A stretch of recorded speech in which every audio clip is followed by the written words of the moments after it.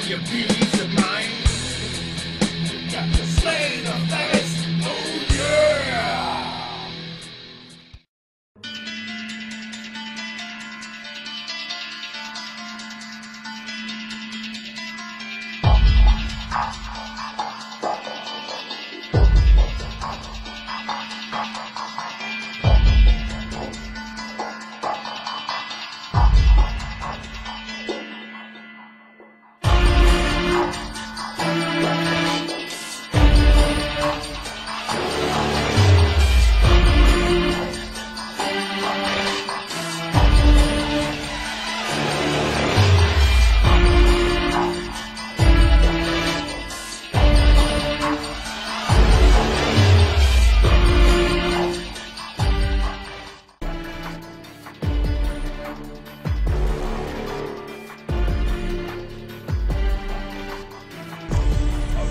Side Walmart there.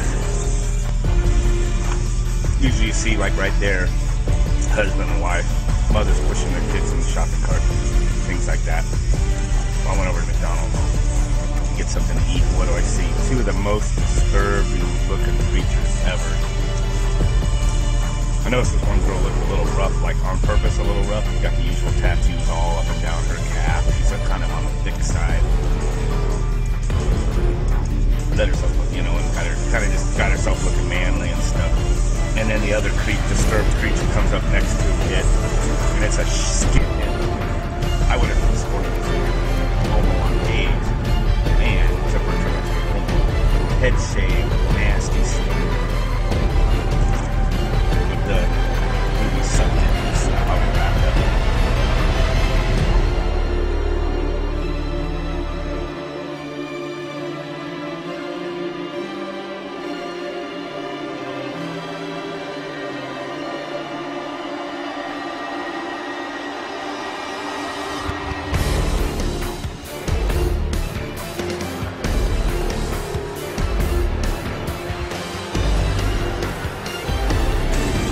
Right after I saw it, email. Go to my YouTube.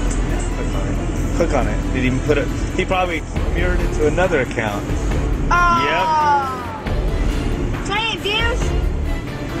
1 star. You got a 1 star there, stuff.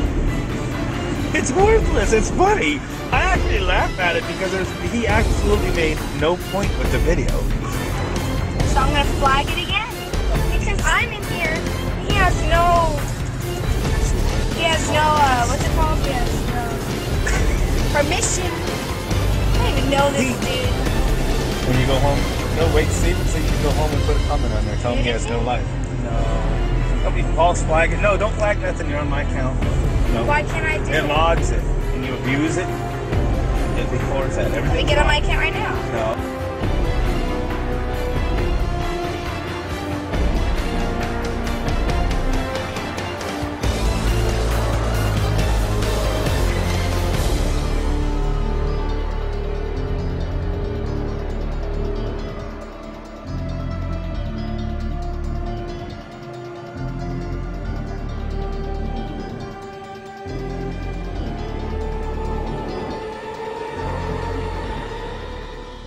Apology from myself to Thunderfoot and other YouTube users.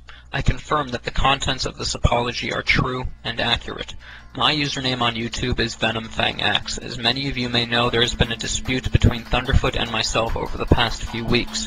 We have resolved that dispute, and as part of the resolution, I am here to express my regret for the misuse of the Digital Millennium Copyright Act to serve takedown notices in relation to a number of Thunderfoot's videos on YouTube.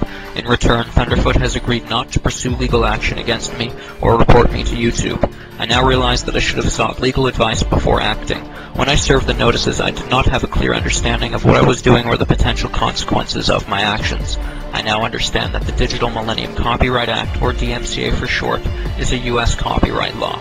A DMCA takedown notice is filed under penalty of perjury, and filing a malicious or knowingly false claim of infringement is a criminal act in the United States.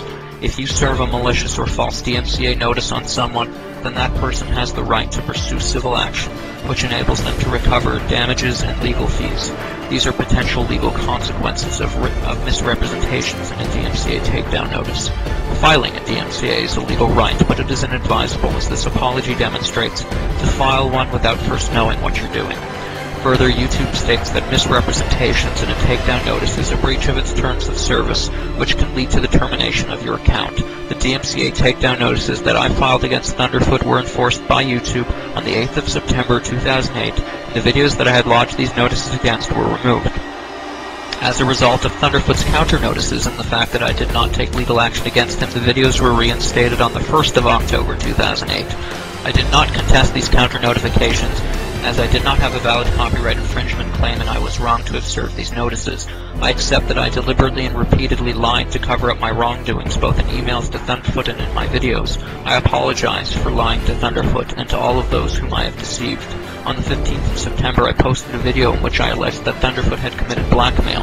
I made this allegation without having taken legal advice. I now accept that I was wrong to have made this allegation, and it was and is totally without legal merit. Again, for this I apologize to Thunderfoot. On the 17th of September, I speculated that Thunderfoot had maliciously disseminated my personal information, and that this action might result in the death of myself or my family.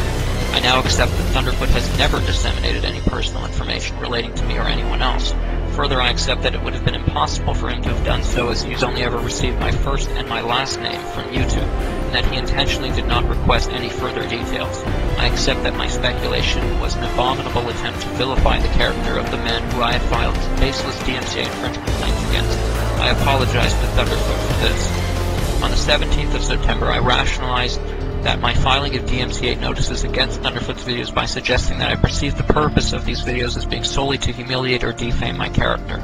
I now understand that this is not an issue of copyright. On the 13th and 17th of September, I posted a video in which I suggested that I would go to heaven while Thunderfoot would go to hell.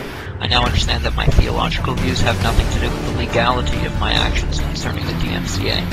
Finally, I accept that the language and tone of the 5 videos I made following my misuse of the DMCA were confrontational and inflammatory, and that I'm very lucky that Thunderfoot maintained his objectivity in the face of this hostility. I now accept that Thunderfoot was primarily motivated by protecting freedom of speech from the detrimental effects that misuse of the DMCA can have. See chillingeffects.org. I now understand that my misuse of the DMCA was essentially stepping on free speech rights of others, and that this was both antisocial and unlawful, and I was wrong for doing so. I apologize to Thunderfoot and to anyone else affected by my action.